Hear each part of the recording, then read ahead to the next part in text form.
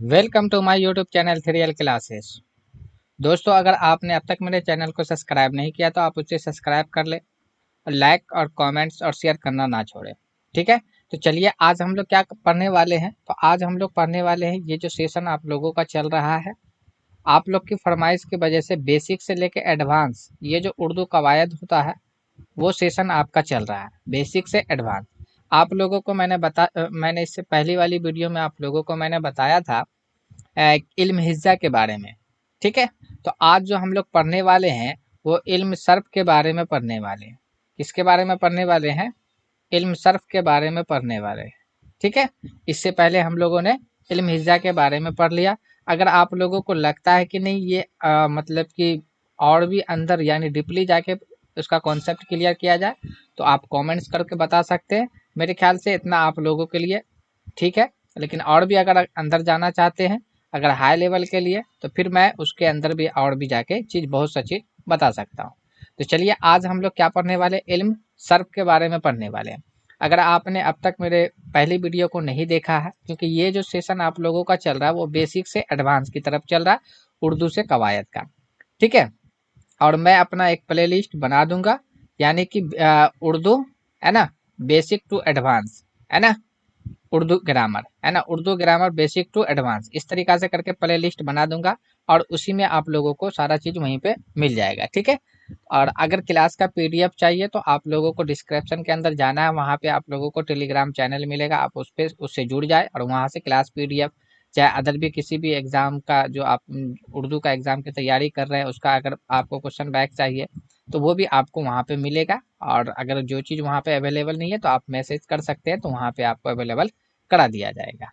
ठीक है, तो देखिए अगर आप किसी भी उर्दू की एग्ज़ाम की तैयारी अगर करते हैं आप, तो वहाँ पे कवायद जो होता है वो सेम ही होता है, सिर्फ थोड़ा सा एडवांस और बेसिक का वहाँ पे डिफरेंस आ जाता है। तो आप अपने अभी तो जैसे कि मैं जो यहाँ पे प्रॉपर लिया हूँ, तो आप समझ लीजिए कि वो आपका सीटेट से ये मतलब कि अगर सीटेट की भी तैयारी कर रहे हैं तो वहाँ पे भी सवाल रहता है उर्दू का जो कवायद से पूछा जाता है। अब डी ट्रिपल एस बी का आप कर रहे हैं तैयारी तो वो भी झारखंड टेट हो गया जाके, कर्नाटक टेट हो गया, या जी आर एफ जो हो गया जाके, है ना, नीट जी आर एफ एस जो होता है, तो उसमें भी आप लोगों का वो भी क्वेश्चन आप लोगों से अगर उसकी तैयारी कर रहे हैं तो फिर आप लोगों के लिए ये सेशन ठीक है। ठीक है, तो चलिए आज हम लोग जो अपने सेशन का आगाज करते हैं, स्टार्टिंग करते हैं। चलिए देखिए, जैसा कि स्क्रीन के ऊपर दिखाई दे रहा है कि ये आपका जो आज जो हम पढ़ने वाले हैं वो इल्म सर्फ के बारे में पढ़ने वाले हैं। तो सबसे पहले हम लोग इल्म सर्फ के बारे में जानते हैं कि इल्म सर्फ क्या चीज़ होता है। मैंने आप लोगों को पहली वीडियो के अंदर बताया था कि उर्दू की कवायद को जो 5 हिस्सों में तकसीम किया गया, जिसमें से पहला था इल्म हिज्जा, दूसरा इल्म सर्फ है, तीसरा इल्म नहू है, चौथा जो आपका इल्म बलागत है, पांचवा इल्म उरूज है। तो ये इस तरीका से आपका जो वहाँ पे, तो मैंने इल्म हिज्जा के बारे में बात कर लिया। आज जो हम लोग बात पढ़ने वाले हैं तो इल्म सर्फ के बारे में पढ़ने वाले हैं। तो चलिए देखते हैं कि इल्म सर्फ क्या होता है। देखिए इल्म सर्फ में लफ्जों से बहस होती है। इल्म सर्फ के अंदर क्या होता है? लफ्जों से। लेकिन इल्म हिज्जा के अंदर क्या था? हुर्फों से बहस हो रहा था। हुर्फ के ऊपर ही देखा ही दिया जा रहा था कि हुर्फ के बारे में तफसीर से जानना ही क्या था, आपका इल्म हिज्जा था।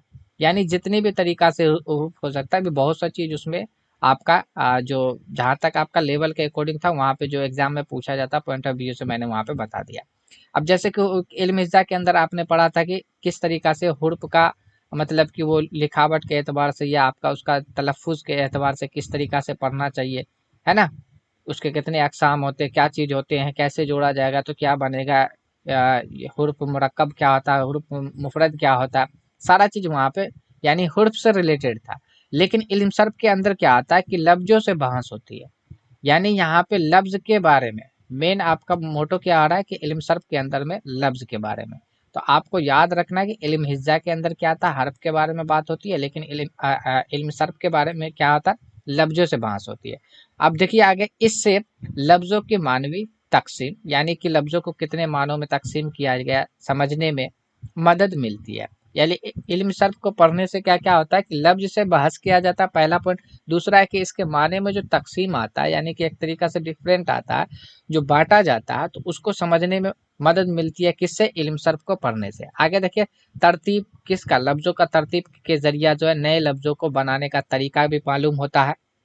ठीक है, और इसम ज़मीर और फेल में हालात हालत तादाद, जिन्स और ज़माने के वजह से होने वाली बाकायदा तब्दीलियों का पता चलता है।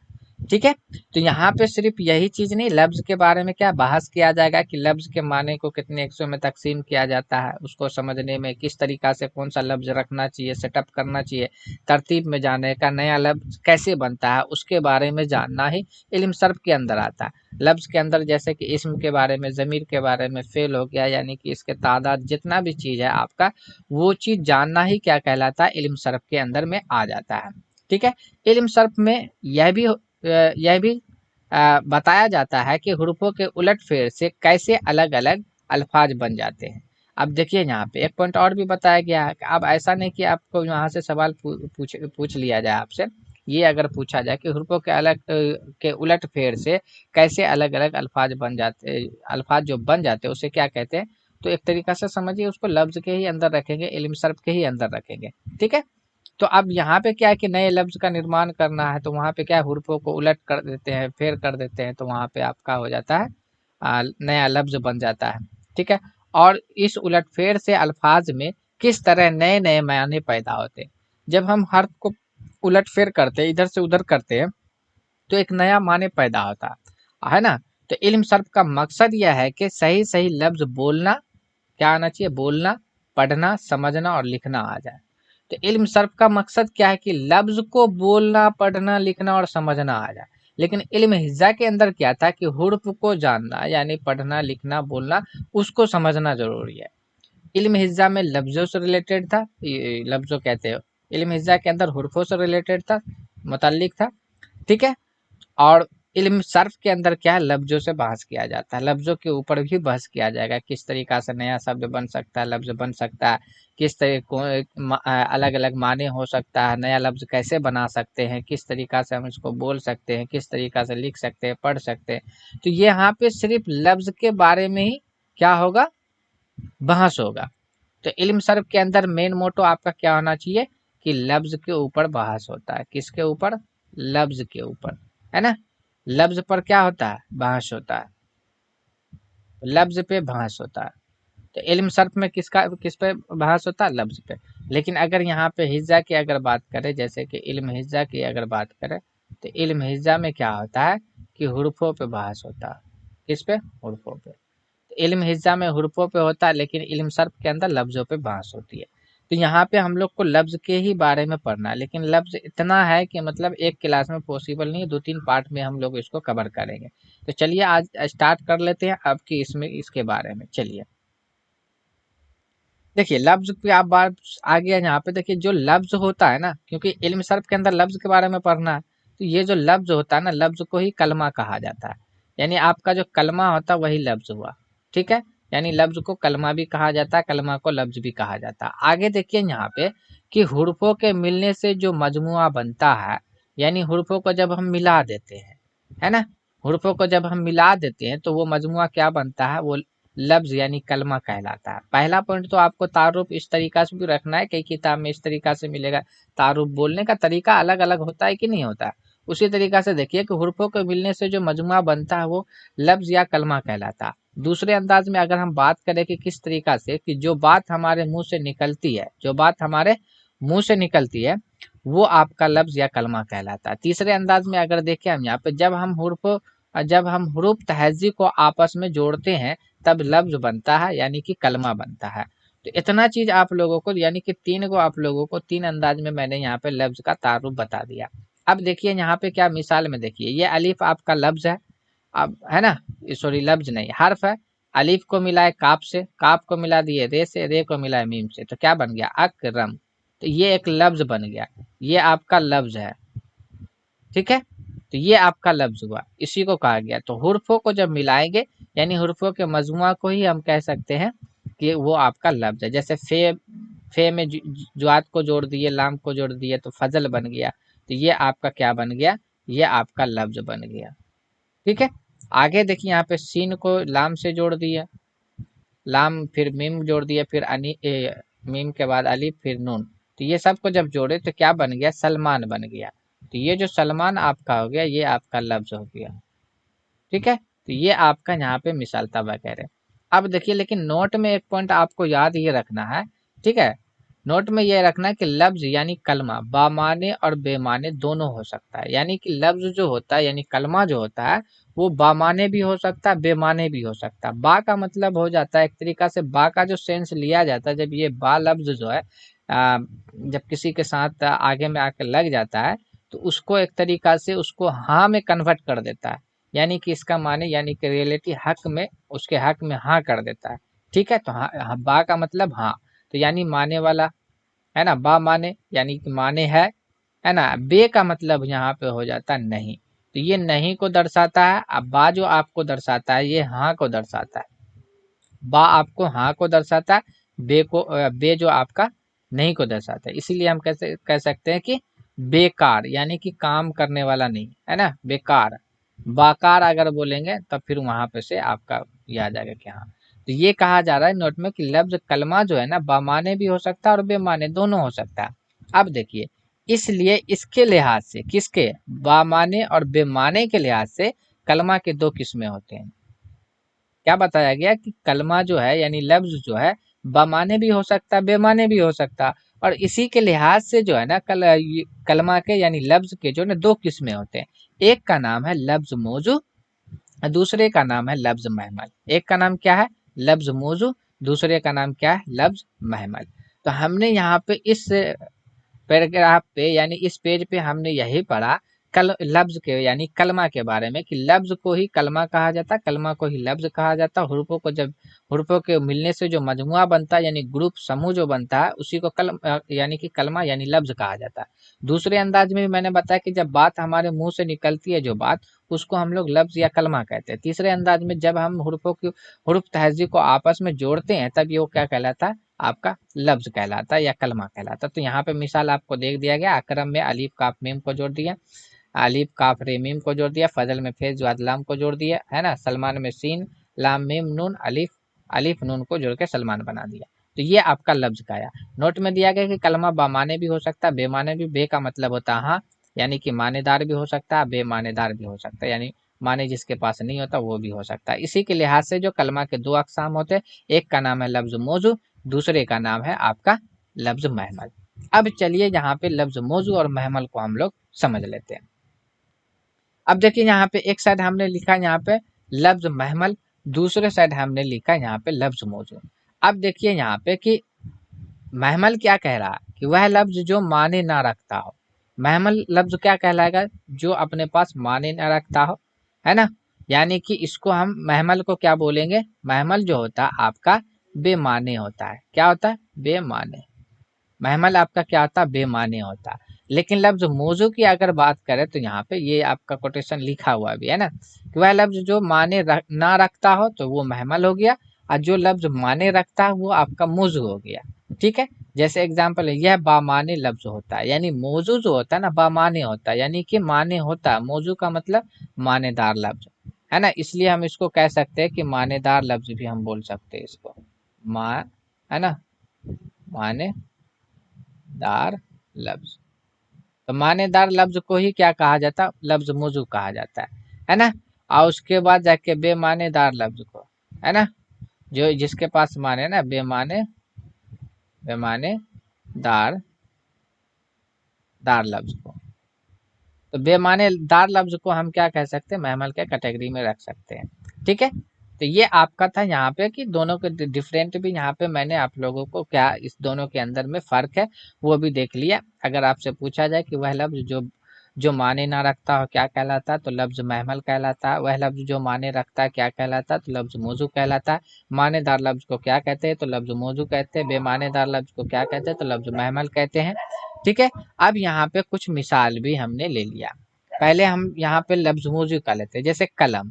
तो कलम देखिए हम लोग क्या करते हैं कि बोल चाल में अपने क्या कहते हैं, जैसे कि अगर मान लीजिए कि अगर आपको किसी से कलम लेना है, आपके पास नहीं है, तो आप साथी से पूछ सकते हैं, अरे कलम वलम है। तो ये देखिए कलम, अब फिर आपने बोला वलम। तो कलम तो ठीक है ये माने रख रहा है, ये वलम क्या होता है, ये जो आप एक्स्ट्रा चीज जो बोल दिए ना तो इसका कोई माने नहीं है। उसी तरीका से दरिया वरिया, अरे दरिया वरिया देखा है, तो ये दरिया तो समझ में आ गया कि हाँ ये मानेदार है, लेकिन वरिया तो आपको समझ में नहीं आया, है ना।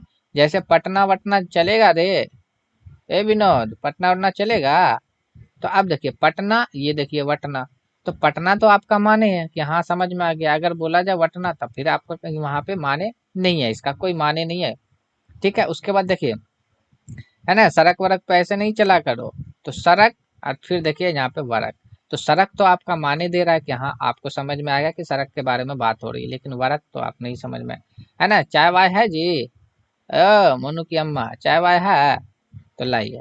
तो ये देखिए चाय और फिर जाके वाय, तो चाय तो आपको समझ में आ गया, वाय तो नहीं ना। तो ये एक्स्ट्रा वर्ड है, यानी कि हम लोग बोल चाल में इस्तेमाल कर लेते हैं।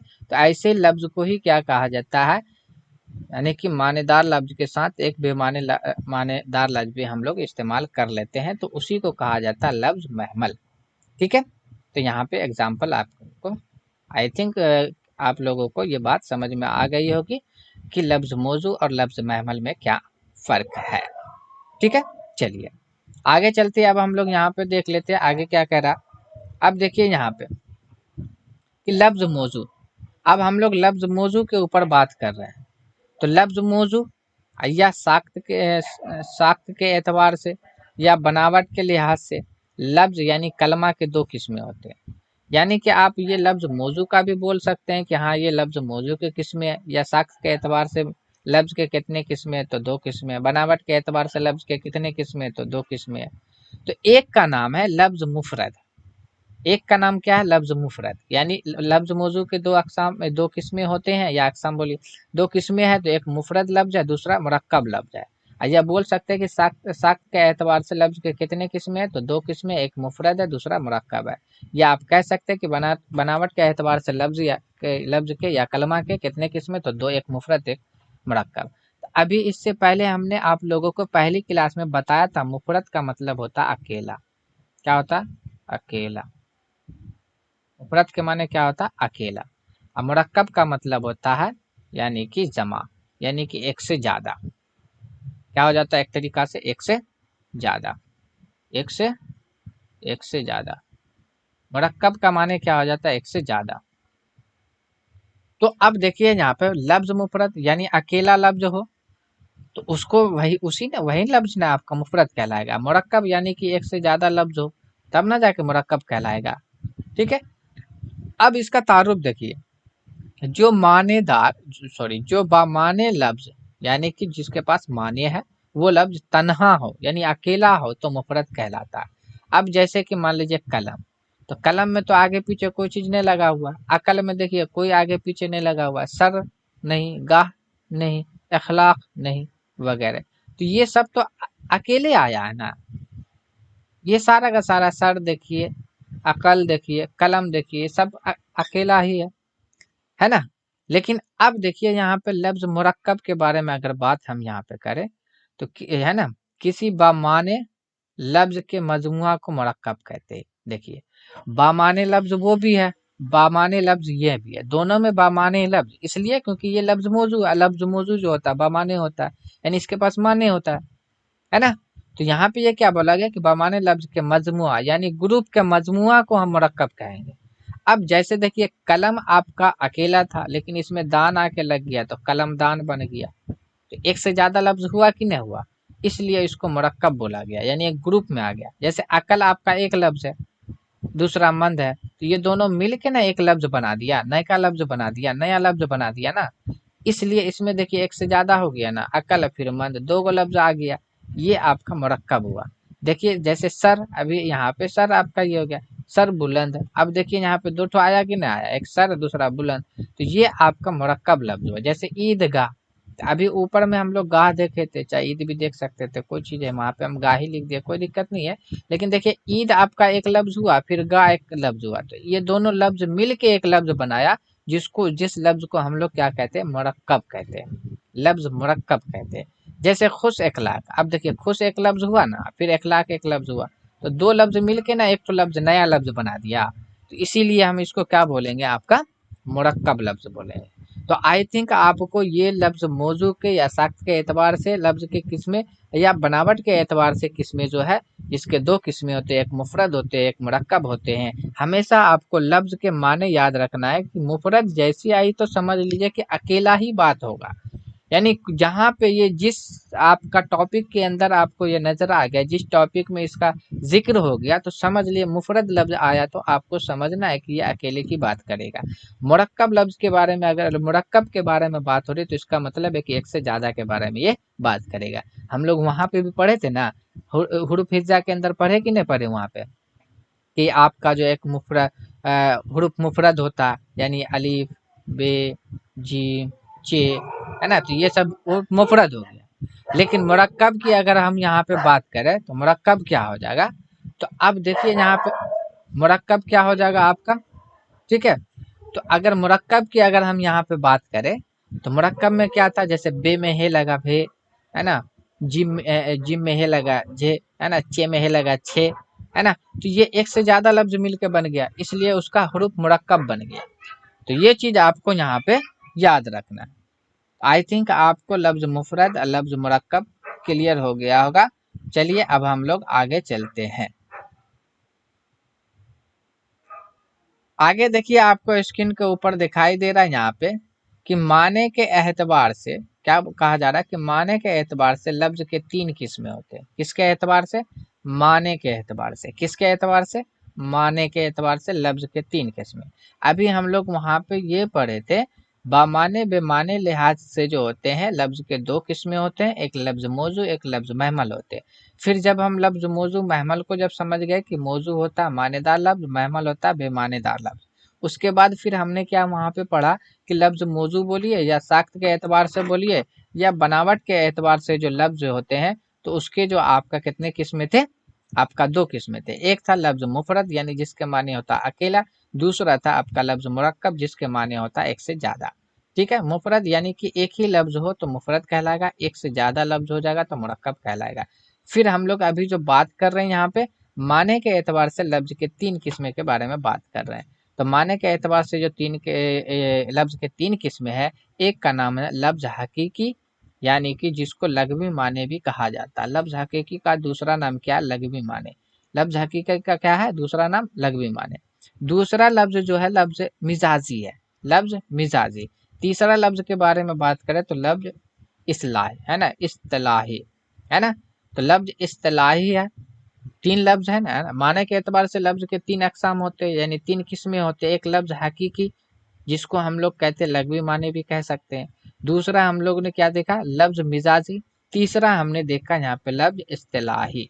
ठीक है, अब इस तीनों का तारुफ पहले देख लेते हैं कि देखिए लफ्ज हकीकी या लघवी माने क्या होता है, कि वह लफ्ज जो अपने असल मतलब के लिए इस्तेमाल हो, यानी कि जिस लफ्ज को जिसके लिए बनाया गया उसी के लिए हम इस्तेमाल करेंगे, तो वो आपका क्या कहलाएगा, आपका क्या कहलाएगा, तो हकीकी कहलाएगा। जैसे हम कलम यहाँ पे है, तो कलम लफ्ज बना है कलम के लिए, अभी जैसे मैं इस पेन से लिख रहा हूँ तो इसमें अब यानी कि ये इसी के लिए इस्तेमाल किया गया, है ना, कि जैसे मैं कलम से लिखता हूँ तो ये कलम जो है लिखने के लिए काम आया, है ना।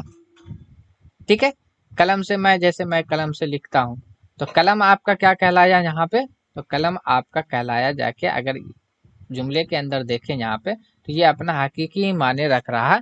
ठीक है, हकीकी माने रख रहा है, तो इसलिए हम इसको क्या कहेंगे, हम इसलिए तारुफ भी इसका आ सकता है कि जो लफ्ज हकीकी माने रखता है उसको क्या कहते हैं, तो वो उसको हकीकी लफ्ज कहते हैं या लघवी माने कहते हैं। ठीक है, अपना असल माने जब रखता है तो। ठीक है, आगे यहाँ पे हम लोग बात करें तो लफ्ज मिजाजी के बारे में, वह लफ्ज जो अपने उस माने में ना इस्तेमाल हो जिस माने के लिए वो लफ्ज बनाया गया। अब जैसे कलम था, है ना, तो कलम इस्तेमाल किस लिए कलम को बनाया गया था, लिखने के लिए कलम बनाया गया, है ना।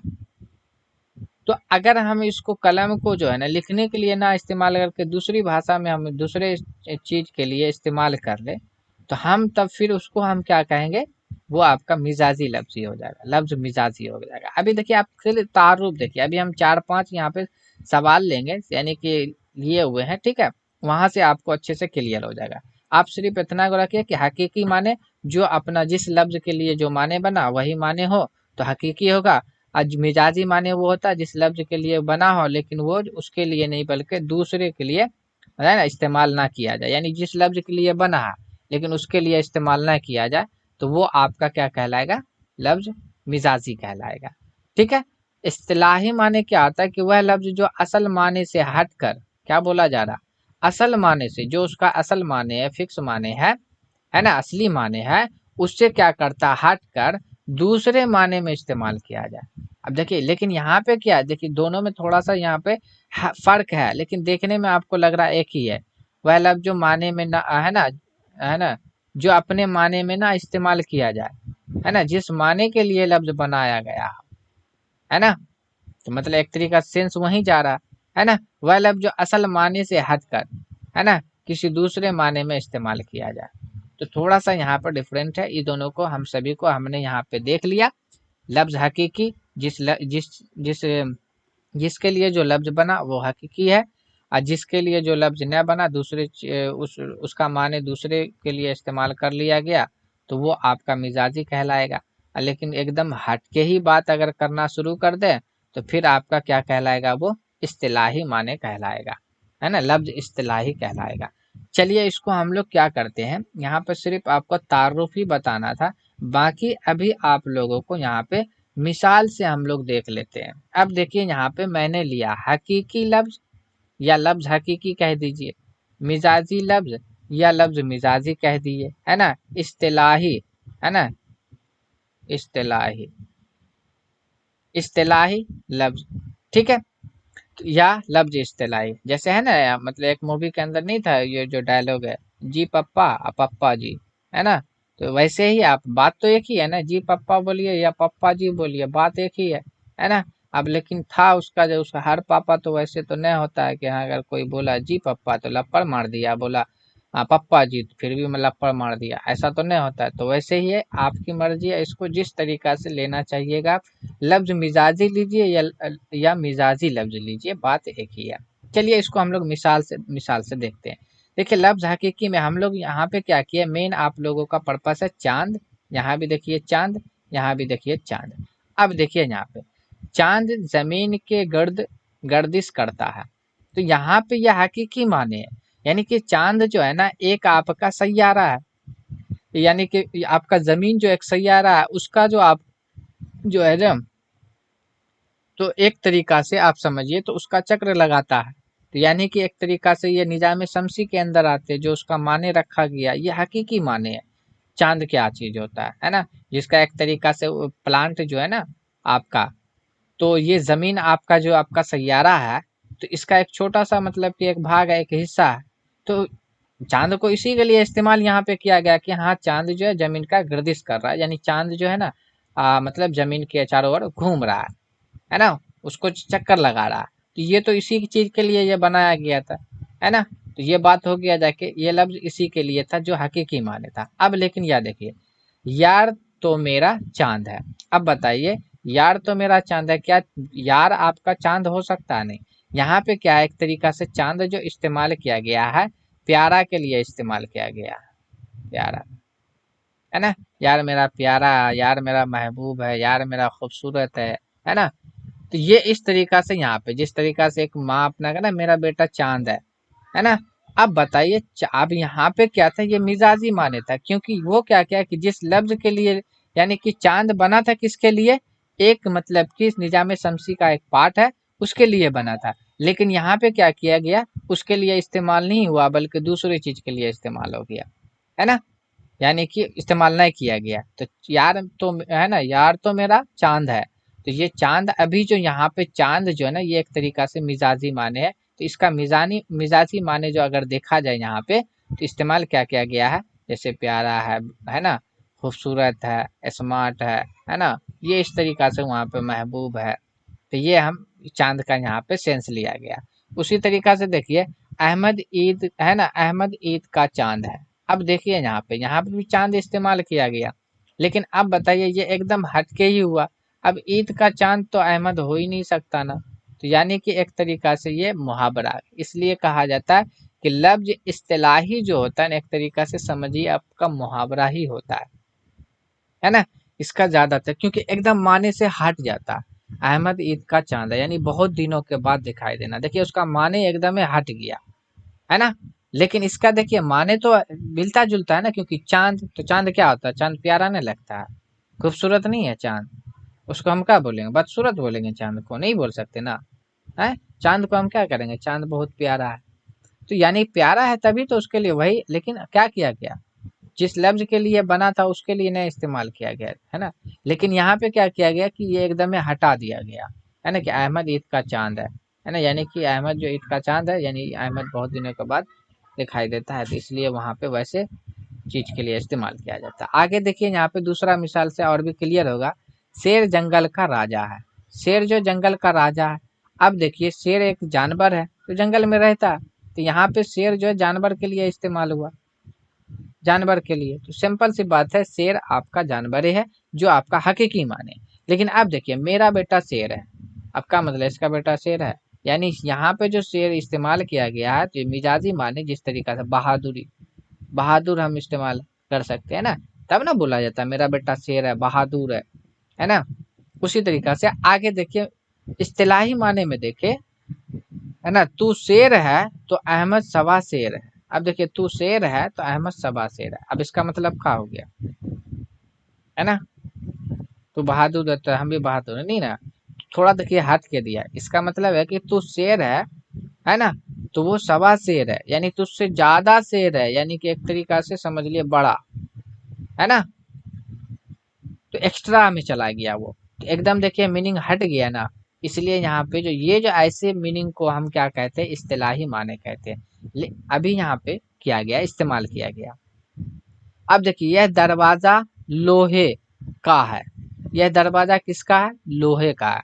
तो अब लोहा का दरवाजा होता है कि नहीं होता है, तो लोहा यहाँ पे एक तरीका से समझिए आपका, यहाँ पे मेंटल मटेरियल ये इस्तेमाल किया गया, ठीक है। धातु आपका आ गया जाके लोहा, तो धातु आपका इस्तेमाल यहाँ पे किया गया, जो आपका लोहा एक धातु के अंदर आता है, ठीक है। अब देखिए यहाँ पे हमारे वतन के जवान लोहा है। अब देखिए यहाँ भी लोहा, लेकिन लोहा भी है यहीं पे, तो यहाँ पे तो सेंस ठीक है कि यह दरवाजा लोहे का बना है, तो यहाँ पे जैसा मीनिंग था, यानी ये हकीकी माने है। लेकिन ये मिजाजी माने, मिजाजी माने कैसे हो गया आप बताइए, इसका इसका मतलब कि हमारे वतन के जवान जो है वो लोहा है। अभी क्या मतलब, ये धातु है नहीं, ये लोहा का मतलब यहाँ पे एक तरीका से समझिए ताकतवर है, मजबूत है ना, ताकतवर, तो ताकतवर है ये, है ना, मजबूत है, ये इस तरीका से यहाँ पे हमें सख्त है, तो ये मिजाजी माने हो गया। सलमान इम्तिहान में कामयाबी के लिए लोहे के चने चबाता है। अब देखिए यहाँ पे एकदम मीनिंग हट गया ना, सलमान जो है ना इम्तिहान में कामयाबी के लिए लोहे के चना चबाता है, तो एकदम देखिए यहाँ पे मीनिंग, यहाँ पे देखो है वही लोहा, लेकिन इसका इस्तिलाही माने यहाँ पे इस्तेमाल किया गया, है ना। इसका मतलब यहाँ पे ये हो गया कि सलमान जो है अपने इम्तिहान में कामयाबी के लिए क्या कर रहा, सख्त मेहनत कर रहा, सख्त मेहनत कर रहा, है ना। तो देखिए एकदम से माने हट गया यहाँ पे, तो इसी को कहा गया इस्तिलाही माने। आगे देखें यहाँ पे, नेबलों ने सांप का सर खा लिया। तो सिंपल से नेबला जो है सांप का सर खा लिया, तो ये यहाँ पे वही सर का बात हुआ जो सर को खाना चाहिए उसको, है ना, तो ये हकीकी माने हुआ। आज स्कूल में बच्चों ने सवाल पूछ पूछ के मेरा सर खा गया। अब बताइए यहाँ पे ये जो सर यहाँ पे इस्तेमाल किया गया, तो क्या यहाँ पे ये आपका क्या होगा, हकीकी माने होगा नहीं, सर को थोड़ी खा गया, वो पूछ पूछ के सर खा गया नहीं, यानी कि एक तरीका से वहां पे दिमाग को खा गया, यानी एक तरीका से परेशान कर दिया, है ना। तो देखिए यहाँ पे क्या किया गया, मिजाजी माने हो गया, ठीक है। तो यहाँ पे इस जुमले के अंदर जो इस्तेमाल किया गया था, मिजाजी माने इस्तेमाल किया गया था। आगे देखिए, हम अपने वतन की मिट्टी के, है ना, हम अपने वतन के मिट्टी के लिए सर पर कपड़ बांध लिए हैं, है ना, अपने वतन के मिट्टी के लिए। तो अपने वतन की मिट्टी के लिए सर पे क्या कर लिए, कपड़ बांध लिए हैं, है ना। तो अब का मतलब हो गया है, इसका मतलब ऐसे थोड़ी हो गया है ना, तो सर पे कफन को बांध लेना, है ना, मतलब कि जान को हथेली पे लिए हुए है ना, कि आज तो आर पार की होगा। ऐसा थोड़ी है कि कोई निकला तो हाँ, जो इंसान जो मरता है तो वो कफन सर में बांध के निकल गया, नहीं ना। वो एक तरीका से हिम्मत, वो हौसला, वो जज्बा, है ना, जुनून लेके जाता है कि नहीं अपने देश की, अपने वतन के जो है उसके लिए मर मिटेंगे। जो होगा देख लिया जाएगा, है ना। अब उसको कोई रोकने टोकने वाला नहीं सकता, कोई भी आ जाए उसको, लेकिन उसको रोक नहीं सकता। तो ये इस तरीका से यहाँ पे मेरे ख्याल से आप लोगों को हकीकी लफ्ज, मिजाजी लफ्ज और इस्तिलाही लफ्ज के अंदर में किस तरीका का ये होता है। बहुत सा ऐसा लफ्ज है जो आप लोगों को प्रैक्टिस में आप लोगों को वहाँ पे करा दूंगा। मेन मकसद यहाँ पे था आप लोगों को हकीकी लफ्ज को, मिजाजी लफ्ज को और इस्तिलाही लफ्ज को समझाना कि ये किस तरीका से होता है, किस लफ्ज को कहते हैं, है ना। तो नया नया लफ्ज बनाने के लिए ये सब चीज का इस्तेमाल किया गया। तो हकीकी माने का मतलब क्या हो गया, तो माने के एतबार से लफ्ज के कितने किस्में होते हैं, माने के एतबार से लफ्ज के 3 किस्में होते हैं। एक का नाम है लफ्ज हकीकी, दूसरे का नाम है लफ्ज मिजाजी, तीसरे का नाम है लफ्ज इस्तिलाही, है ना। हकीकी का मतलब जो लफ्ज जिस चीज के लिए बना बस वही इस्तेमाल हो, है ना। तारुफ में भी तो यहाँ पे देखिए ना क्या बोले हम यहाँ पे, यहाँ पे ये बोले कि वह लफ्ज जो अपने असल मतलब के लिए इस्तेमाल किया जाए, यानी जिस लफ्ज के लिए जिसको बनाया गया उसी के लिए वो इस्तेमाल किया जाए तो वो हकीकी है। लेकिन दूसरा मिजाजी में क्या, वो लफ्ज जो अपने माने में ना इस्तेमाल किया जाए जिसके लिए वो बनाया गया, अपने माने में ना इस्तेमाल किया जाए जिसके लिए वो बनाया गया, है ना। जैसे कि एग्जाम्पल के तौर पे एक तो यहाँ पे एक देखिए, आप लोगों को पता है कि नरगिस जो है आप लोगों का क्या होता है, नरगिस आपका एक फूल है, राइट, फूल है कि नहीं है ना। तो ये नरगिस एक फूल है, तो नरगिस फूल के लिए बना, तो ये आपका क्या बन गया, हकीकी, हकीकी लफ्ज बन गया। लेकिन नरगिस के माने अगर यहाँ पे हम कहीं पे ले लेते हैं नरगिस का, अगर नरगिस के माने आंख दर दिए तो ये आपका आंख क्या बन गया, ये मिजाजी लफ्ज बन गया। तो ये आपका होता है, क्योंकि वो आपका क्या किया, जिस लफ्ज के लिए बना लेकिन उसके लिए न इस्तेमाल किया गया, है ना, तो उसको कहेंगे। लेकिन इस्तिलाही माने में क्या होता है, एकदम से हटिए जाते हैं, ना हम वहाँ पे हकीकी का सुनेंगे ना मिजाजी का सुनेंगे, हम तो एकदम अपने तुर्रम खान है, ठीक है। तो वो इस तरीका से यहाँ पे इस्तेमाल करते हैं। तो आई थिंक आप लोगों को ये माने के एतबार से भी लफ्ज के 3 जो किस्में होते हैं समझ में आ गया होगा, ठीक है ना। बाकी ये रहा है कि कौन सा लफ्ज का क्या होता है। जैसे औरत के में जैसे गजल, गजल लेते तो गजल के माने क्या होता है, वो हकीकी माने है कि औरतों से बातें करना, लेकिन गजल एक सनफ भी है ना, इसलिए वो आपका मिजाजी माने के अंदर चला जाएगा। तो उस किसका हकीकी माने, मिजाजी माने, इस्तिलाही माने क्या होगा, तो वो हम लोग प्रैक्टिस के जरिए वहाँ पे करेंगे, ठीक है। यहाँ पे मेन मकसद था आप लोगों को समझाना हकीकी मिजाजी लफ्ज और के अंदर, उसको भी हम लोग समझ लेते हैं। देखिए अब यहाँ पे लफ्ज की 2 किस्में और है, एक का नाम है मुस्तकिल, क्या नाम है, मुस्तकिल, दूसरे का नाम है गैर मुस्तकिल। तो मुस्तकिल लफ्ज किसको कहा जाता है, यानी कि वह लफ्ज जो अपना पूरा माने रखता हो, वह लफ्ज जो अपना पूरा माने रखता हो, जैसे दरिया, पहाड़, अच्छा, सहरसा, सिटानाबाद वगैरह। तो ये आपका पूरा माने रख रहा है, इसमें कोई दिक्कत की बात नहीं, आपको समझ में आ जाएगा। लेकिन गैर मुस्तकिल लफ्ज क्या होता है कि वह लफ्ज जो अपनी जात से कोई माने नहीं रखता है, अपने पास यानी जो जो उसकी जात है उससे अपना कोई माने नहीं रखता, बल्कि वह लफ्ज और जुमलों की तरकीब में मदद करता है, यानी कि लफ्ज को या जुमलों को बनाने में क्या करता है कि वो मदद करता है। तो वैसे लफ्ज को ही गैर मुस्तकिल कहा गया। मुस्तकिल यानी जिसका अपना माने हो, और गैर मुस्तकिल जिसका अपना माने ना हो, वो आपका जुमले में मदद करता है। जैसे कि आप यहाँ पे देख लीजिए कि अहमद, है ना, अहमद का भाई, है ना, राजू है। अब देखिए यहाँ पे अहमद, भाई, है ना, राजू, तो ये सब आपका क्या है, मुस्तकिल लफ्ज है। ये आपका क्या फेल है, मुताल्लिक फेल या माविन फेल बोल सकते हैं। अब लेकिन यहाँ पे ये क्या है, ये आप दोनों को क्या किया, लफ्ज को जोड़ा, एक जुमले में यहाँ पे तरतीब बनाने के काम आया। तो इस लफ्ज को कहा गया आपका मुस्तकिल, गैर मुस्तकिल लफ्ज, ठीक है। तो मुस्तकिल लफ्ज क्या होता है, जिसका अपना माने होते हैं। लेकिन गैर मुस्तकिल लफ्ज क्या होते हैं कि उसका अपना से कोई है। अब जैसे कि हम बोले का, पर, से, मैं, ने, ऊपर, नीचे, तो आपको समझ में नहीं आया।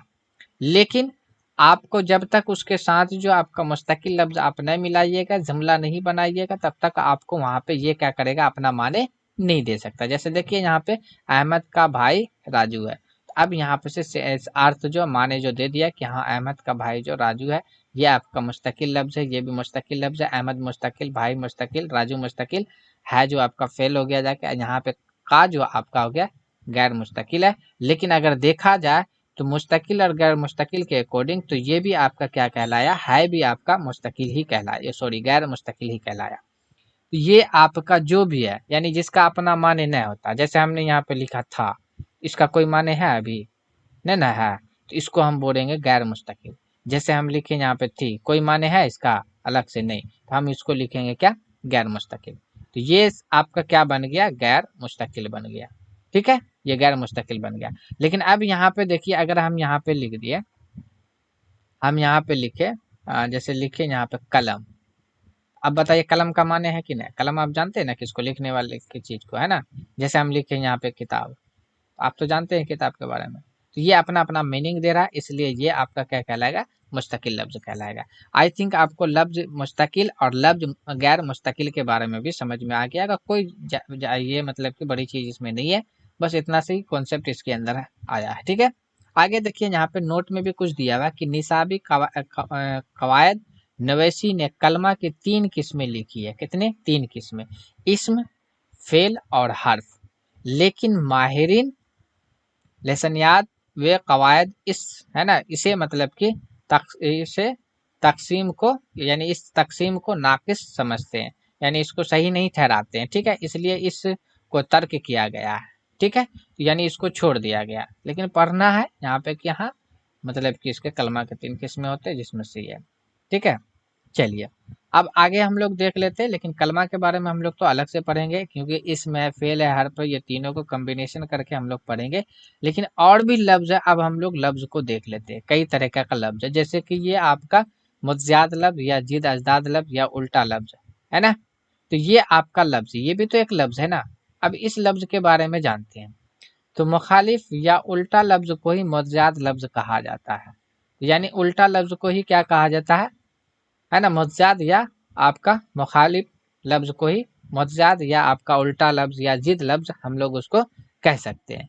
जैसे यहाँ पे देखिए आपका है यहाँ पे गुलस्तान, है ना, सहरा, ये उसका क्या हो जाएगा, अजदाद सहरा। मोमिन का क्या बन जाएगा, काफिर।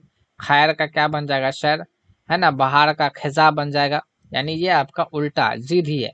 सूद का जया, मुख्तसर का तवील, तुलूह का गुरूब, है ना, अर्जा का गिरजा, शाह का गधा।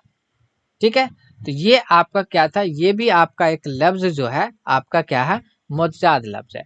तो आई थिंक यहाँ पे आपको मुतज़ाद लफ्ज भी आपको समझ में आ गया होगा कि मुतज़ाद लफ्ज किसको कहा जाता है, यानी जिद को ही कहा जाता है, यानी उल्टा को ही कहा जाता है। और ये मुखालिफ या उल्टा लफ्ज को ही क्या करता है, यानी कि वह लफ्ज जो एक दूसरे के क्या हो, उल्टा हो, तो क्या कहलाता है, तो मुतज़ाद कहलाता है, जिद कहलाता है। ठीक है, तो ये आपका था यहाँ पे। आज हम लोग यहाँ पे जो भी आप उसका डिफिनेशन यानी तारुफ देखें जितने भी लफ्ज के बारे में, तो वो तो डिफिनेशन देख लिया। अब यहाँ पे अब कई तरीका का लफ्ज है, जैसे कि मुतज़ाद लफ्ज हो गया, उसी तरीका से फिर आपको ये भी तो देखना पड़ेगा, एंटोनियम देखना है, मुतरादिफ अल्फाज देखना पड़ेगा, है ना। तो कई तरीका, जैसे साबका लायका लफ्ज देखना पड़ेगा। तो उस सबको हम लोग अगला क्लास में करेंगे, लेकिन आज हम लोग को मुतज़ाद लफ्ज से रिलेटेड जितना भी लगभग इम्पोर्टेंट हमको लगा यहाँ पे, मैं यहाँ पर डाल दिया, तो उसको पढ़ लेते हैं, फिर उसके बाद हम लोग सेशन को खत्म करते हैं। चलिए देख लेते हैं एक बार यहाँ पे। देखिए आगाज, आगाज का जिद यानी मुतज़ाद अंजाम, आका का गुलाम, आजाद का गुलाम, है ना। आग का पानी, आगे का पीछे, अव्वल का आखिर, है ना। इकरार का उल्टा क्या होगा, इनकार। उजाला का मैला यानी उजला का मैना, अमीरी का गरीबी, अजल का अबद, ऊंच का उल्टा नीच, इंसान का उल्टा हैवान, इनाम का उल्टा सजा, है ना। आबाद का उल्टा वीरान, आसान का उल्टा मुश्किल, आज़ादी का उल्टा गुलाम, गुलामी, आस का उल्टा यास, है ना। आबादी का उल्टा वीरानी, इब्तिदा का उल्टा इंतहा, अच्छा का उल्टा बुरा, है ना। अमीर का मुतज़ाद क्या हो, गरीब। आला का मुतज़ाद अदना, ऊपर का मुज्जाद नीचे, उस्ताद का मुज्जाद सागिर, अक्सरियत का मुज्जाद अकलियत, है ना। उतार का मुज्जाद चढ़ाव, है ना। उसके बाद देखिए यहाँ पे दाखिल का मुज्जाद खारिज, है ना। दुनिया का मुज्जाद आखरत, है ना। दरआमद का मुज्जाद बरामद, दिन का मुज्जाद रात, दोस्त का मुज्जाद दुश्मन, जेहिन का, है ना, गंद जेहिन यानी गंदा जेहिन, रोशनी का मुज्जाद अंधेरा, रुगबत का हो गया अज्जाद नफरत, या ना, या इत्तेहाद, जिंदगी का मौत, जबानी का तहरीर, है ना। जरखेज का बंजर, है ना। उसके बाद सिया का सफेद, सवाल का उल्टा जवाब, सच्चा का उल्टा, है ना, झूठा, सफर का उल्टा हजर, है ना। शक्कर का उल्टा शक्कर का है ना फोड़, है ना। शक्ति का नरमी। उसके बाद देखिए दीवाना का, है ना, फरजाना, दीवाना का फरजाना, दाया का बाया, दूर का नजदीक, दलील का उल्टा, है ना, दलील,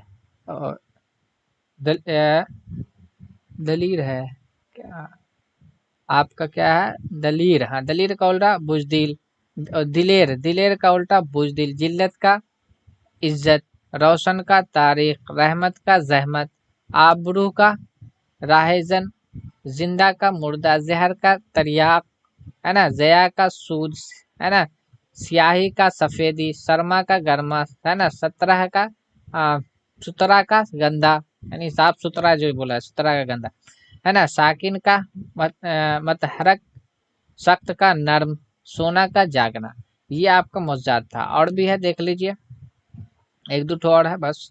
अपना का पढ़ाया, अमन का जंग, इत्तेफाक का निकाब, कातिल का मकतूल, अंदर का बाहर, इस्तराब का करार या सुकून, बड़ा का छोटा, बाहर का खिजा, बूढ़ा का बच्चा, पेश 20 का कम, बुलंदी का पश्ती, खुर्द का कुला, बासी का ताज़ा, कम गो का आपका बस यार को, है ना, तारीख का रोशनी, तुलह का शेरे, है ना। अपना का पढ़ाया, अमानत का खयानत, असल का नकल, इकबाल का अदबार, अमर का नहीं, ऊंचा का नीचा, बड़ाई का छोटाई, बाकी का फानी, है ना। बैद का करीब, है ना। बुलंद का पस्त, है ना। बंद का खुला, भारी का हल्का, बाएं दाएं, है ना। बीमारी का तंदुरुस्त। उसके बाद तहरीक का तकरीर, तंग का कुसादा। ये आपका था यहाँ पे। और देख लीजिए, है ना, सस्ता का महंगा, सख्ती का कंजूस, सही सखी का कंजूस, शादी, शादी का गम, मतलब शाद का गम, शादी नहीं, शाद का गम, शाद मतलब खुशी का गम, है ना। शहीद का आपका गाजी, शहरत का आपका गुमनामी, शरीफ का आपका बदमाश, है ना। साफ का गंदा, शादी का काजिब, जरूर का जरर का आपका नफा, ताक का आपका हो गया जाके जुब्त, जुल्मत का नूर, इल्म का जहालत, जालिम का मजलूम, है ना। उरूज का उल्टा जवाल, गलत का उल्टा सही, फराक का उल्टा तंग, सीधा का उल्टा तेहरा, शाह का उल्टा गधा, सब का उल्टा रोज, शिकस्त का उल्टा फतह, सुबह का उल्टा शाम, सगीर का उल्टा कबीर, है ना। ज़ईफ का उल्टा कोई, तुलूह का उल्टा गुरूब, है ना। गुल का उल्टा खार, तूल का उल्टा अर्ज गर्ज, जाहिर का उल्टा बातिल, है ना। आलिम का मुज्जाद जाहिल, आरजी का मुज्जाद मुस्तकबिल, गायब का मुज्जाद हाजिर, गुस्सा का आपका उल्टा प्यार, है ना। फराखी का उल्टा तंगी। चलिए, ये आपका रहे दो चार है बस, ये लास्ट है ना। नसीब का उल्टा आपका फराज, नेकी का मुज्जाद आपका बदी, नाकिस का आपका हो गया कामिल, वजूद का मुज्जाद आपका अदम, है ना। हसना का आपका मुज्जाद रोना, नरमी का आपका मुज्जाद सख्ती, नेक का मुज्जाद आपका बद, है ना। निडर का आपका मुज्जाद डरफुक, वहदत, वहदत का उल्टा आपका अक्सरत, यकीन का उल्टा शक, है ना।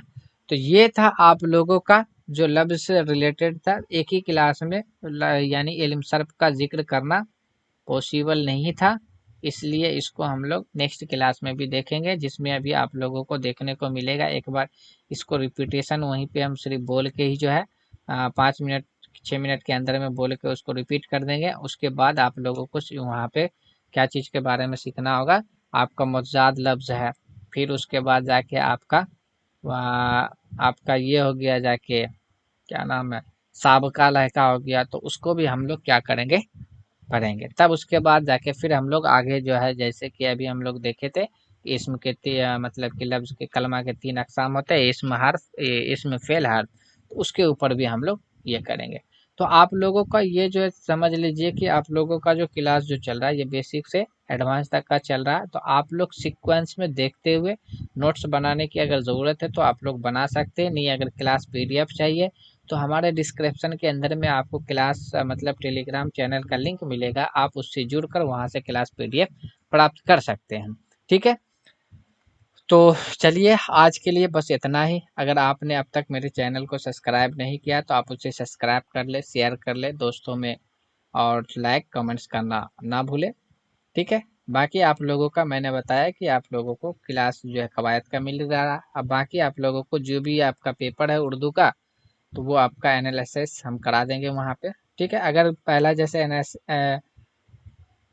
आपका पेपर 1 to 5 वाले का कराया गया तो उसमें अगर कोई मिसिंग आ रहा है तो आप लोग कमेंट्स करके बता सकते हैं, हम उसको सुधार सकते हैं। ठीक है, करा रहे हैं तो मिसिंग तो हो ही सकता है कुछ ना कुछ। चलिए, तो चलिए आज के लिए बस इतना ही, फिर मिलते हैं हम लोग अगली वीडियो में।